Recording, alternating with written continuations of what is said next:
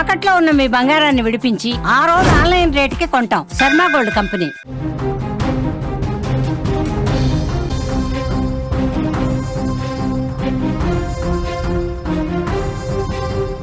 భారత్ బంగ్లాదేశ్ సరిహద్దుల్లో కొత్త దుమారం కనిపిస్తోంది. భారత సరిహద్దుల్లో ఉన్న వ్యక్తులపైన, గ్రామాలపైన బంగ్లాదేశ్ జాతీయులు దోపిడీకి తెగబడుతున్నారు, దాడులకు దిగుతున్నారు. మేఘాలయ సరిహద్దు ప్రాంతంలో జరిగిన సంఘటన ఇప్పుడు హాట్ టాపిక్గా మారుతోంది. ఒక గ్రామస్తుడి పైన 4 బంగ్లాదేశ్ జాతీయులు ఒక్కసారిగా దాడి చేశారు. ఈ విషయం గురించి సమాచారం అందుకున్న భద్రతా దళాలు పోలీసులతో కలిసి ఆపరేషన్ చేపట్టి వారిని అరెస్టు చేశారు. శుక్రవారం తెల్లవారుజామున భారతదేశం బంగ్లాదేశ్ సరిహద్దు ప్రాంతంలోని రోంగ్ డోంగై గ్రామంలో ఈ సంఘటన జరిగిందని, మరికొంతమంది సాయుధ దుండగులు పారిపోయినట్లు పోలీసులు చెప్తున్నారు. దెబ్బలు తిన్న వ్యక్తి మన భారతీయుడని తెలుస్తోంది. భారత మేఘాలయ సంబంధించిన ఒక పౌరుడు, అతను ఒక షాప్ నిర్వహిస్తున్నాడు.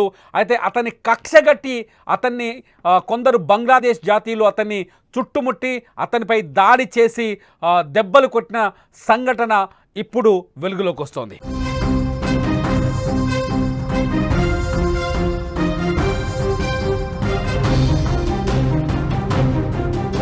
బంగ్లాదేశ్ సరిహద్దు రోంగ్ డోంగై గ్రామంలో బాల్స్రంగ్ ఏ మారక్ ఓ షాపు నిర్వహిస్తున్నాడు. అతడు నిద్రిస్తున్న సమయంలో 9 మంది సాయుధ దుండగులు అతని దుకాణంలోకి ప్రవేశించారు.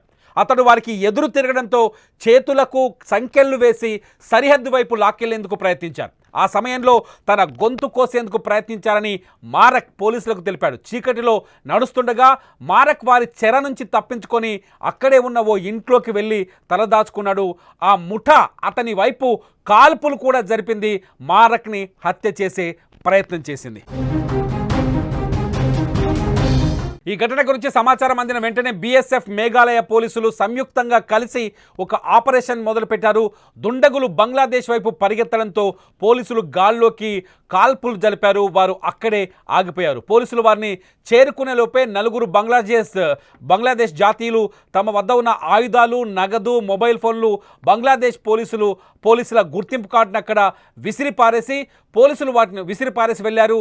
వాటిని మన మేఘాలయ పోలీసులు, బీఎస్ఎఫ్ టీం స్వాధీనం చేసుకుంది. 4 అనుమానితులను 35 ఏళ్ల మఫస్ రెహమాన్, 25 ఏళ్ల జహంగీర్ అలోం, 32 ఏళ్ల మెరుఫుర్ రెహమాన్, 30 ఏళ్ల సయీం హుస్సేన్గా పోలీసులు గుర్తించారు. వీటితో వచ్చిన మిగిలిన అనుమానితులు అక్కడి నుంచి పారిపోయినట్లు, వారి కోసం గాలిస్తున్నట్లు పోలీసులు చెప్తున్నారు. మీరు స్క్రీన్లో చూస్తున్నారు.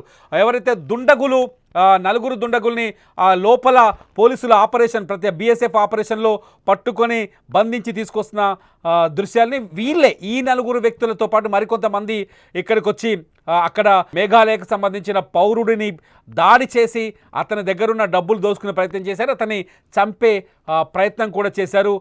అతని వాళ్ళ ఐడి కార్డ్స్ కూడా మీరు స్క్రీన్ పైన చూడొచ్చు. వాళ్ళ దగ్గర దొరికిన డబ్బులు కావచ్చు, బంగ్లాదేశ్ కరెన్సీ కావచ్చు, అట్లాగే వాళ్ళ దగ్గర దొరికిన కమ్యూనికేషన్ వ్యవస్థలు కావచ్చు, బేడీలు కావచ్చు, వీళ్ళంతా బంగ్లాదేశ్కు సంబంధించిన పోలీసులుగా అక్కడ బిల్డప్ ఇచ్చి ఇక్కడ మన పౌరుడిని అదుపులోకి తీసుకొని కిడ్నాప్ చేసే ప్రయత్నం చేస్తున్నట్టు తెలుస్తోంది. ఈ సందర్భంగా జిల్లా పోలీస్ చీఫ్ బండ్రా ప్లాంగ్ జైర్వా మాట్లాడుతూ, ఇటీవల సరిహద్దు ప్రాంతంలో పశువుల అక్రమ రవాణా బాగా పెరిగిందని, ఇసుక, రాతి వంటి సహజ వనరులను దోచుకెళ్లే ప్రయత్నాలు జరుగుతున్నాయని, బంగ్లాదేశ్ పోలీస్ కానిస్టేబుల్స్ గుర్తింపు కార్డు నిజమైనదా లేదా నకిలీదా అని ఇంకా మేము నిర్ధారించలేదని ఆయన చెప్పుకొచ్చారు. ప్రస్తుతం పట్టుబడిన నిందితుల నుంచి మరింత సమాచారం రాబట్టేందుకు ప్రయత్నిస్తున్నామన్నారు.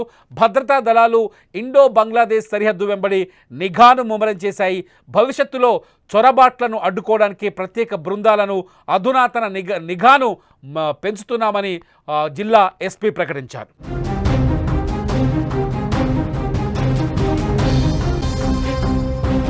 గత కొన్నేళ్ల నుంచి భారతదేశంలోకి బంగ్లాదేశీయుల అక్రమ వలసలు కొనసాగుతున్నాయి. దీనివల్ల భద్రత, ఆర్థిక, సామాజిక ఇబ్బందులు తలెత్తుతున్నాయి.